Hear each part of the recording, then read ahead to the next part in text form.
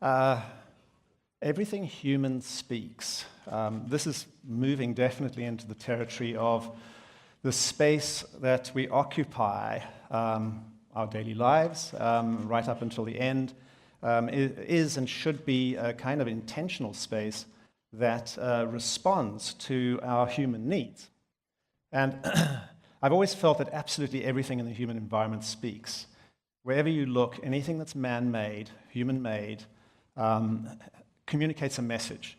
That message can be very inspirational, engaging, exciting, motivating. It can also be the reverse.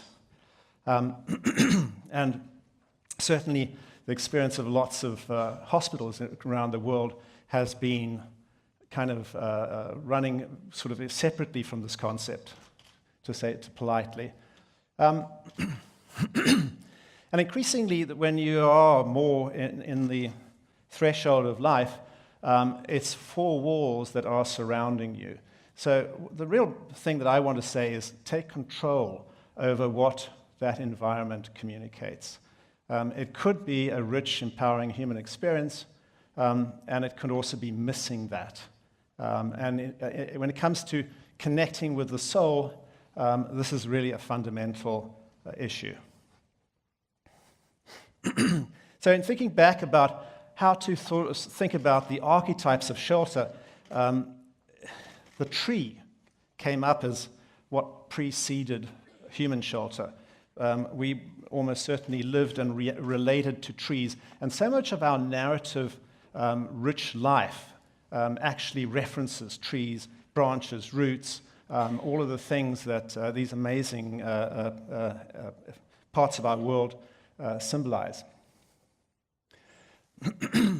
And this is an interesting moment as well. This was actually hugely influential in the 18th century on the development of architecture. The image, the drawn image on the right there, Abbé Laugier wrote a criticism of what had happened to buildings and architecture in the early 1700s. And the message was that classical history was in ruins, and that the I'm not sure whether it's a saint, an angel, or what, is pointing to the primitive hut as a reminder that this is where we began, this is the essence of our relationship to shelter and nature.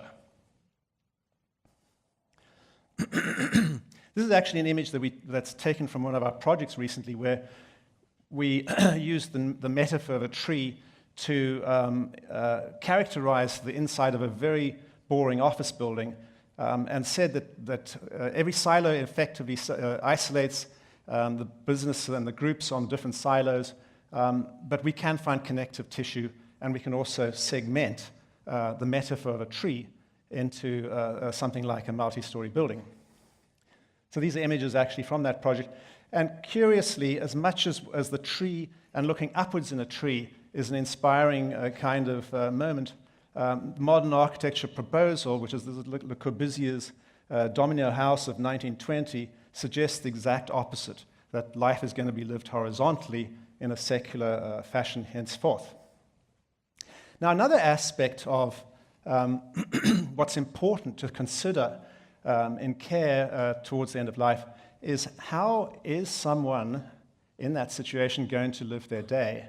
What is the day in the life of the patient who's going through these experiences? And how can an environment respond to the fact that a day needs to be more than a perpetual moment in a bed? This is an illustration of what we do in workplace planning, where we look at the number of different types of activities that workers do in the course of a day, and then attempt to create environments that support that multiplicity of actions. So structuring an intentional designed day, I think, is extremely important. I wanted to talk about Maggie Sanders. I wasn't sure how well they're known about here in the US. In the UK, it started with Maggie Keswick, who, in the process of dealing with cancer, I think this is about 20, 30 years ago, really wanted to transform the experience of cancer patients. And so she started a foundation which has been progressively building little buildings to specifically respond to patients that are going through cancer treatment and their particular challenges. And she wanted architecture to challenge the normal experience. And it produced, through a number of different architects, some really rather amazing examples of how you can create an environment that connects on a completely different level. There's a disruption that happens with the norms in a situation like this. And these buildings are disrupting norms, but I think in the process of disruption, they're actually opening the imagination. This one is Frank Gehry's, and it's a very curious example of almost a banal cottage with this kind of crinkled roof. And it's interesting, too, that this almost literally relates back to that image of the tree. And then there's programmatic modes to consider, oh, thank you, to consider for the interior space, about how conversations happen within those spaces, how that space can support the conversations, what the nature of those conversations could be, and the value of those conversations to a healing process. Curiously, all the different Maggie centers seem to kind of crystallize their designers' views on the world. And here on the left in particular, there's like this womb-like image, which is about the end of death as much as it is about the beginning of death. The one on the right is actually a completely different project, but also projects this kind of womb image. And here's one that is projecting a highly internalized, but also very natural environment. And what's interesting, too, is that every one of these projects is using wood in a powerful way. These are images from actually some of our own projects where the message is human environments must be human environments that connect with the soul. Imagination is the primary activity of the soul. And I think connecting to that and to have environments that stimulate that it is a positive healing process. Now I'll jump into the project that we did in Chicago for the Shirley Ryan AbilityLab, formerly the Rehabilitation Institute of Chicago. We were brought in to really change the patient user experience within the existing design of a new building that was in construction already. And so we were considering the different way in which the rehabilitation laboratories were dealing with thinking and speaking, brain trauma-related issues, arms and hands, legs and walking, and then there's pediatrics as well. This is the building. And it became an exercise of creating space that spoke to the users in an optimistic, powerful way.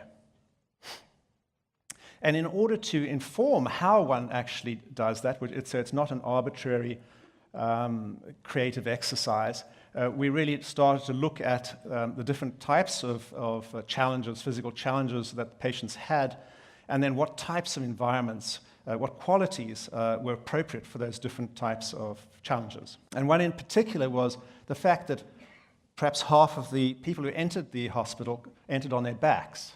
So we asked the question of why does the ceiling not respond to the fact that that's their primary area of vision for people. That's the entrance area as designed, and then extending that through the interior of the hospital. And the labs as well needed to have a very strong impetus of optimism, of engagement, of fun even. And there was also a very detailed program about designing all the different types of settings, work settings and others, because this was a hospital that was pushing, I shouldn't say pushing, but fusing together clinical and physical care with science and research in order to shorten the distance, shorten the time period by making the researchers feel the pain of the patients. Really quite an amazing initiative from a very visionary CEO, Dr. Joanne Smith. And that's a typical drawing illustrating all the different types of custom equipment to deal with unfamiliar challenges in how scientists, researchers, and patients would interact. And the images on the left actually are renderings of the design process. The image on the right is the actual space. And things like ends of corridors became an opportunity to create places that people could retire to, unscheduled opportunities within the hospital. And also equipment within the space was redesigned and refabricated in order to really be responsive to the types of ergonomic human movement that they are subject to. And then with brain trauma areas, a quietening down of the entire aesthetic became a super important thing. So lastly, it designs a language to manifest inspiration. And I'm going to end there. Thank you very much.